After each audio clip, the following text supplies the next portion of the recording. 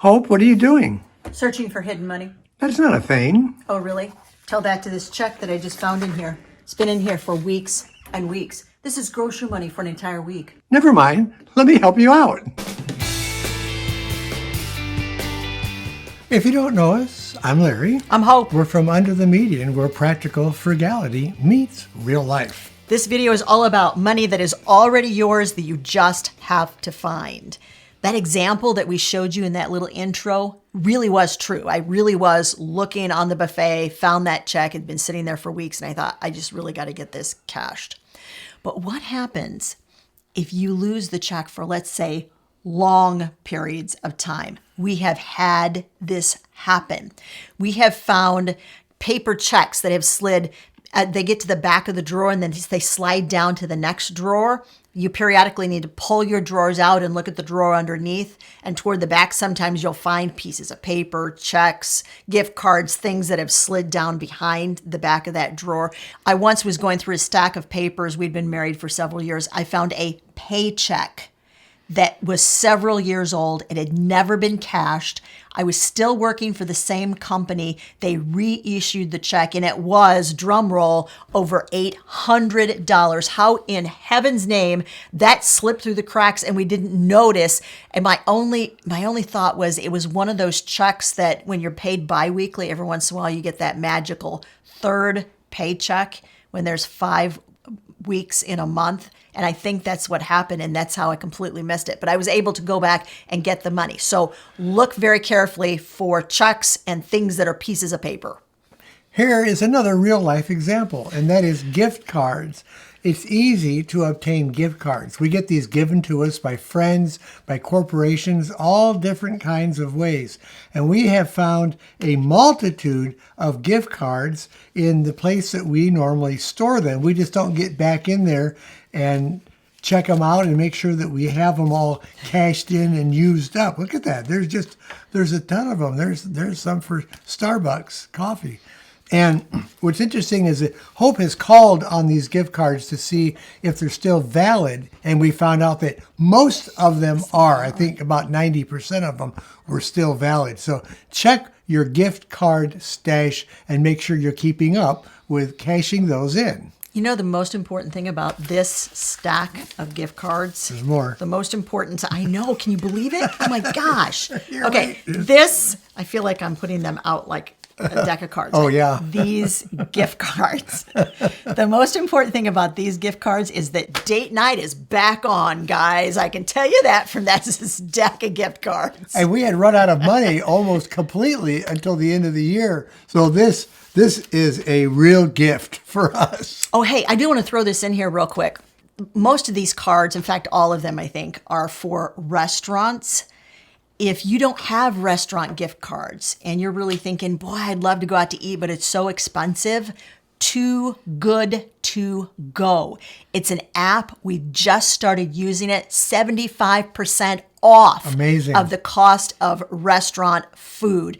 We did a whole video on it, guys. We'll make sure that we link that video to this video. But if you want some real fun and you want date night needs to come back for you, and you want to do it inexpensively, Too Good to Go, we'll make sure that we leave a link for Too Good to Go. We'll leave it in the description of this program.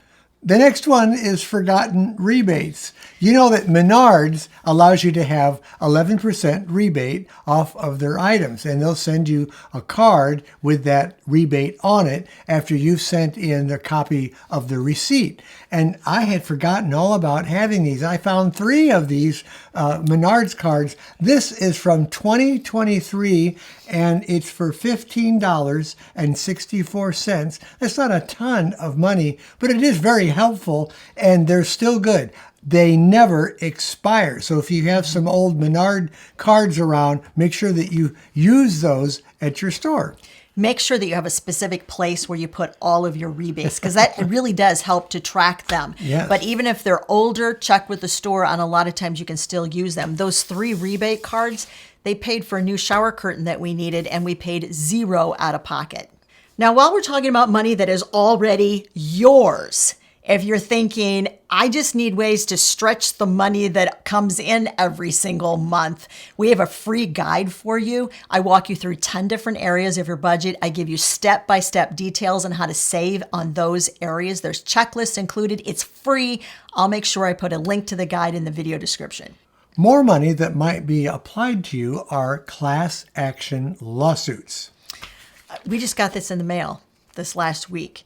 Now, a class action lawsuit is going to come generally through the U.S. Postal Service, and you're not automatically included. You have to fill out paperwork that includes your name in with the other people who are responding to the class action lawsuit.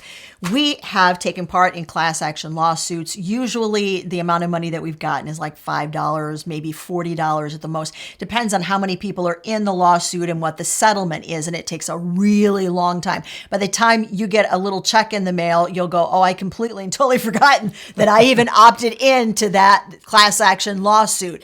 A couple of caveats here. Scammers are alive and well, and they are everywhere. Yes. If it is a legit large class action lawsuit, you should be able to Google it. You should be able to find the official website. You should be able to find out lots and lots of information about that lawsuit that is very clearly related to a specific lawsuit.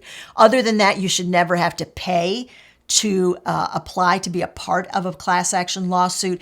You should never have to give any personal information. You should never have to give your social security number, anything other than your name and your address. That pretty much is what you need to take part in a class action lawsuit, maybe your phone number, but be really, really careful of these. But once again, we've taken part in them, and it's a little bit of money, and it takes a really super long time to show up at your door. Here's another thing that we've cashed in on, and that's warranties. Warranties are good, especially from well-established companies. If you have an item shipped to you, make sure that you maintain the box and the receipt for that so that you can cash in on that warranty should the item go bad during that time period. We were able to cash in on a warranty on our roof years ago because the roof deteriorated before the warranty was up, and they made good on that amount of money toward a new roof. So that really helped, and it was to the tune of several $100s. Another note here, oftentimes you will have to register the item that you bought with the company in order to be eligible for the warranty. So make sure you fill out any paperwork that is registration, send it into the company. And however they verify that with you, whether that be an email or a physical piece of paper. If it's a physical piece of paper, you're going to file that paper with the other documents we just talked about. And if it's an email, you're going to print off that email and also put that with the documents. The next category is unclaimed property. Now, some real money could await you here. Unclaimed property can come in the form of, let's say you leave a position at a company and they somehow can't get your last paycheck to you, or you have a refund coming to you, a utility company deposit that was never returned to you. There are a number of different ways that unclaimed money can come into your possession. But by law, after a certain period of time, those companies must turn that money over to the state. Now, the state just holds it. They don't send you out an email or contact you in any other way to say, hey, you've got some unclaimed property. You get a phone call like that, it is probably a scammer. It is up to you to go find the money. Now, thankfully, most of the states in the 50 United States have made it pretty easy to do this. They all have a website for unclaimed property. It should end in .gov. If the website does not end in .gov, do not click on it. It's probably not the correct website. Once again, scammers abound everywhere.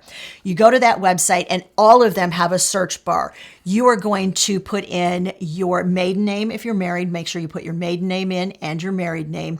You're going to put in former addresses where you have lived, because if it's in the case of a paycheck of a company trying to send it to you, they would have tried to send it to your old address and maybe it was too late and that U.S. mail got back to the company for some reason. So check old addresses and go ahead and check the name of near relatives that have passed away.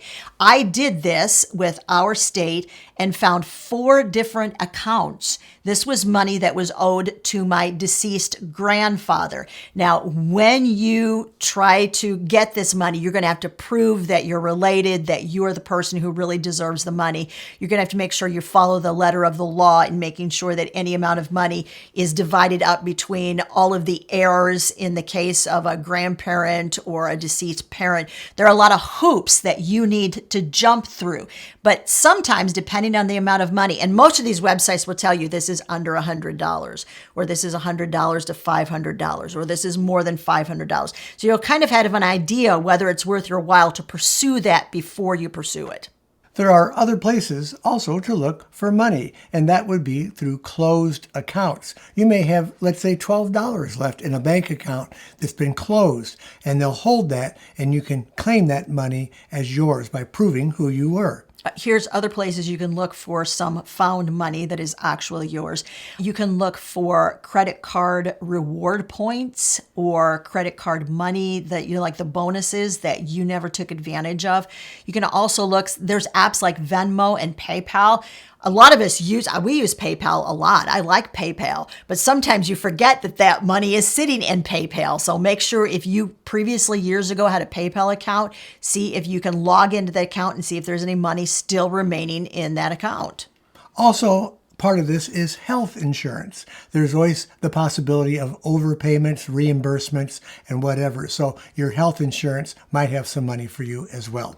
Here's the best way to deal with all of this. And this video came about because everything that we held up and showed you, this is stuff that personally has happened to us in the last 2 or 3 weeks.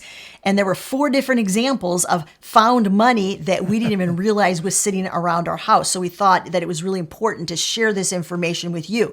But the best tip that we can give you is set a date on your calendar. A lot of times people do some things like this in January. Let's say first week of January, it's on your calendar to remind you to go through all of these avenues that we just described. Make yourself a little checklist, go through all of them and see if there is any found money that is hidden that you can find and that you can claim. And if your goal is just to keep more money in your pocket when you do find the found money and claim it, you need ways that you can find money in your budget, even if it's tight. We did a whole video on specifically where we look in our budget when the budget gets a little tight and we need to find some money. And these ways have worked really well for us for the past 35 years. You want to know those secrets? They're right over there in that next video. And I thought, boy, I got to get this checked. Cash. Wait a minute. Backing up. Deep, deep, deep, deep.